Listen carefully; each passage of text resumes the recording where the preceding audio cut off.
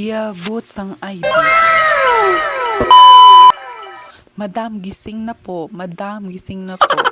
Alas 4 na nga ito ng umaga at nagising na nga ako. Because today is Martes, walang kamaritis, ngunit pumunta sa tindahan, nagkamaritisan.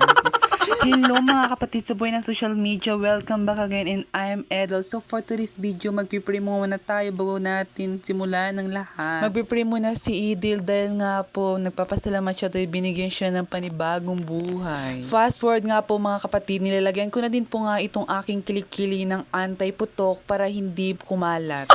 Bilang tayo nga po ay nagbibinata na kailangan natin po talaga maglagay ng tawas para nga hindi po ito pumutok. And sa mga oras na ito talaga, hindi ko pa nga talaga ako natatapos sa pag-aayos. Mga isang oras pa talaga ito ako matatapos. Dahil nakikita nyo lang dito, dahil nga po ginamitan ko ito ng turbo para lang nga po mabilis. Kung ano-ano na nga po ang nilagay ko sa aking katawan para nga po ako'y pumuti. Sa mga oras na ito nga talaga, hindi ko niisip na malilate ako. Ang mahalaga, okay ako. Charis. Iabot ang ID.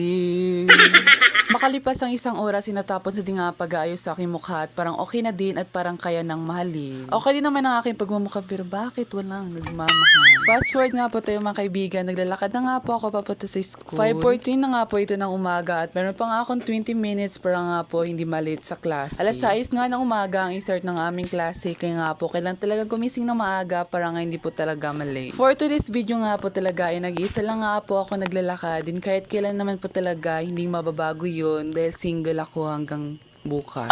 Shoutout nga po talaga sa asong to, napakabait, hindi niya ako hinabol. Pero alam nyo ba guys na masarap magpahabol sa aso, wag lang sa kanya. Ini-enjoy ko na lang nga aking paglalakad dahil ang paglalakad nga na ito ay ehersisyo ngayong umaga. Nang sa ganun talaga ay magising ang aking utak para nga may maisagot sa mga tanong ni teacher. Fast forward ulit mga kaibigan, nandito na nga din po tayo, malapit na din nga po tayo sa school at andito na nga po tayo sa highway. Excited na nga ako pumasok for today's video dahil nga po mga paborito ko ang mga subject na aking papasokin for today's video. Sa klase talaga ay kailangan mo lang talaga maging aktibo para nga po marami kang makatutunan at talaga madaling bilis mo maunawaan yung mga lessons na itinuturo ni teacher. Andito na nga ako sa gate at papasok na nga po ako sa aming classroom. Bago nga po ang lahat, talagang marami ka pang tatapakang hagdanan at talagang ikay mapapagod. Ang ganda nga na po ng panahon for today's video kaya nga po ang sarap talagang mag-aral. Pero maganda man o hindi, talagang masarap mag-aral. Lalo na pag may baon talaga. For today's video, ito nga po ang kaganapan this morning and talagang nagka-cramming nga po ang aking ibang kasamahan dahil nga po hindi sila kasagot ng assignment kagabi. Ito yung may namin sa klase. Ako nag-aaral. Ito bad influence. Guys, may ginawa na ako guys. Ito naman nagagawa ko pala. Activity ko.